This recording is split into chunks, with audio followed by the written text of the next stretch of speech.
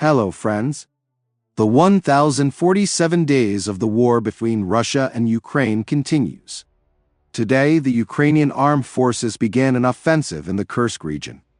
Rumors that the Ukrainian army might attempt an offensive on the eve of Trump's inauguration were circulating back in November-December.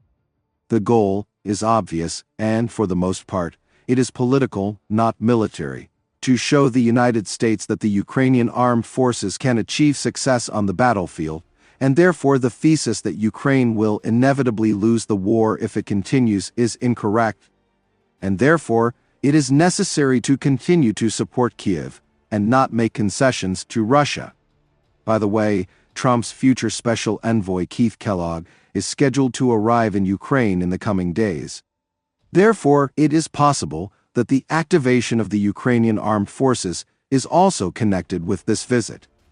The offensive itself was clearly not a surprise, for the Russians. Russian military telegram channels have been writing about its preparation over the past few weeks, linking it to the intensification of Russian strikes on the Sumy region, where Ukrainian reserves were approaching. However, various directions of the strike were named, in the Kursk region as well as in the Belgorod and Bryansk regions. In the morning, Russian telegram channels began writing about intensified attacks from Sudzha on Bolshoi Soldatskoye and the village of Berdin. This is the direction along the main highway from Sudzha to Kursk. This is also the direction to the city of Kurchatov, where the Kursk nuclear power plant is located. It was believed that the power plant was one of the main targets of the Ukrainian army's August offensive. North of the road to Bolshoi Soldatskoye, the Ukrainian armed forces occupied most of the village of Cherkaskoye Porchnoy, Russian telegram channels wrote in the morning. This village is located near Sudzha and was recently taken under control by the Russians. It was reported that the Ukrainian military was actively using electronic warfare systems, suppressing the operation of drones, except for those on fiber optics. Later, some Russian telegram channels began reporting that the Ukrainian attack towards Berdin had been stopped at its approaches. Others that events are still unfolding and fighting is taking place on the outskirts of Berdin.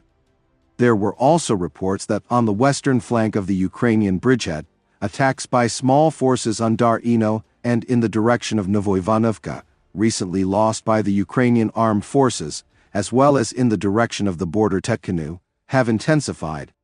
However, among Russian telegram channels, the opinion was spreading that all these strikes were a diversionary maneuver, and the main offensive of the Ukrainian army would be in a completely different place, and even in another region, for example, in Bryansk or Belgorod.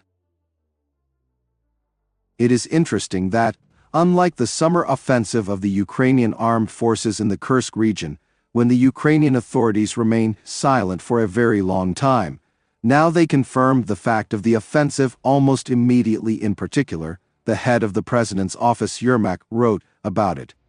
However, it is not yet clear what this means: an attempt to mislead the enemy by giving more importance to the diversionary strike, or simply an attempt to raise morale in society with hints of successes at the front.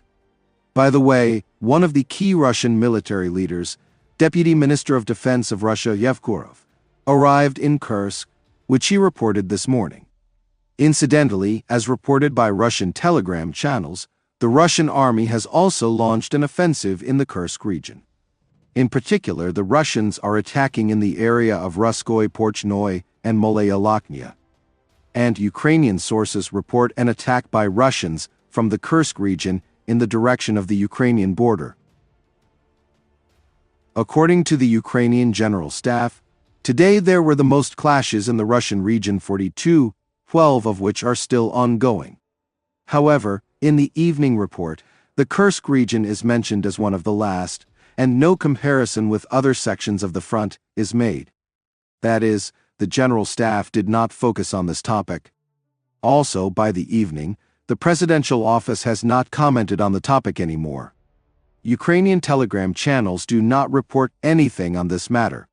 So far, only one military blogger has reported that the Russians began their attack in the Kursk region in the afternoon, using about 40 units of equipment.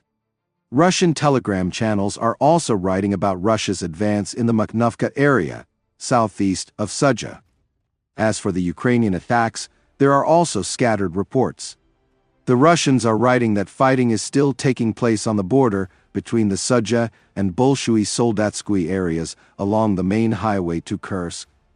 The key point in this direction, as in the morning, remains the village of Burden, which the Ukrainian armed forces, according to Russian sources, continue to attack. During the day, Russian telegram channels stated that, on the second attempt, Ukrainian troops managed to catch the outskirts of the village. But by the evening, Russian telegram channels wrote that further advancement of the Ukrainian army had been stopped. Ukraine did not confirm this. Russian telegram channels also began showing footage of the destruction of Ukrainian equipment in the afternoon.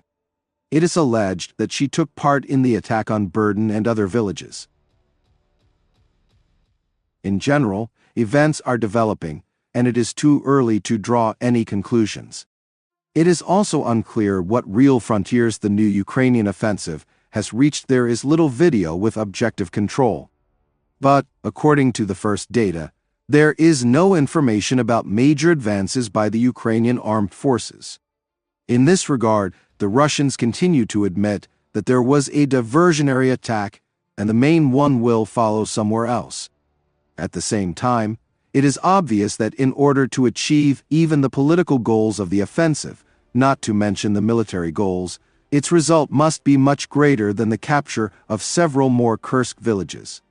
For example, this could be an advance right up to the Kursk nuclear power plant.